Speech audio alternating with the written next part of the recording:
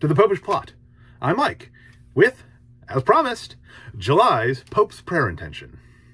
This month, His Holiness Pope Francis, the successor to Peter the Apostle, has had surgery. Apparently, a relatively major surgery on, I think, his intestines? I'm not terribly interested in medical news in general, but so please, in addition to praying in solidarity with the Pope, please continue to pray for the Pope's recovery. He's not a young man, and as we all know, there is no such thing as routine surgery. But this month, the Pope urges us to pray for social friendship. Now, that doesn't mean the social network, as we go on to explain. We pray that in social, economic, and political situations of conflict, we may be courageous and passionate architects of dialogue and friendship. We live in a bad moment. The best way to put it is, it's not good. Everyone is at each other's throat. There's conflict.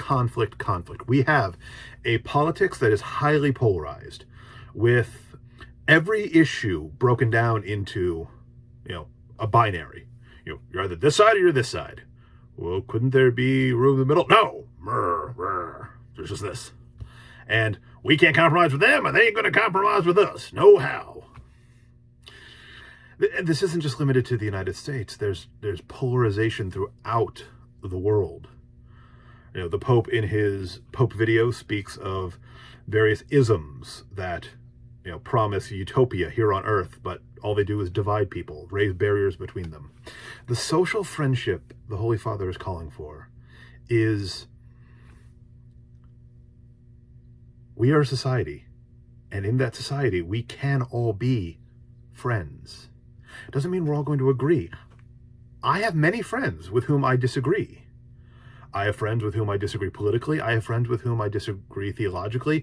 I even have friends with whom I disagree about sports, seemingly the most or at least is socially acceptable form of division there is.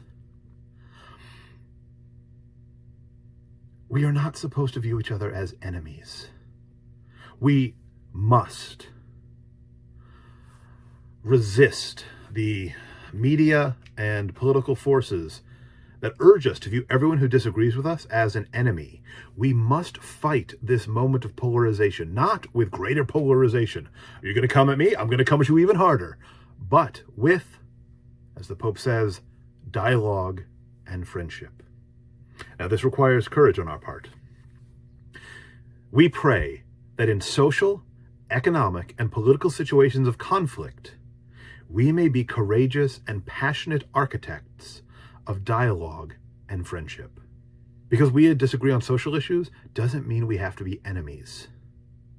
Because we disagree economically doesn't mean we have to be enemies. Because we disagree politically doesn't mean we have to be enemies. We must reject the polarization that says there's only two sides and it's a zero-sum game. There's only one winner and one loser. That's not the way it is. That kind of philosophy means that we are all going to lose, and whatever cohesion our societies have is going to be lost.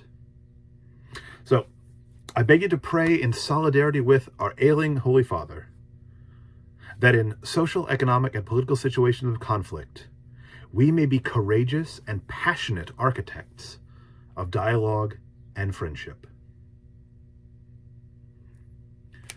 Please give this video a like, subscribe to our channel, comment below with a way that you can be a courageous and passionate architect of dialogue and friendship where you are. Continue to pray in solidarity with the Pope, and until next time, remember to live your faith, love your faith, share that love.